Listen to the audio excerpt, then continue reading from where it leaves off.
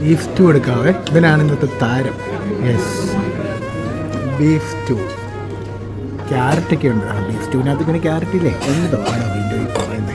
Creamy beef stew ആണ്. Yes, Christmas ഒക്കെ വരുമല്ലേ, ഞാൻ ആദ്യമേ കഴിക്കുമോ. ക്രിസ്മസ് ആഘോഷിക്കാൻ പോകുന്ന ആൾക്കാരൊക്കെ ചിലപ്പോൾ ഇതിലായിരിക്കും. എനിക്ക് ക്ഷമിക്കും. സോഫ്റ്റ് ബീഫുമാണ്. വേറൊരു ടേസ്റ്റ് ഇങ്ങനെ കയറി നിൽക്കുന്നു. ബീഫ് സോഫ്റ്റാണ്, ക്രീമി ഗ്രേവിയുമാണ്.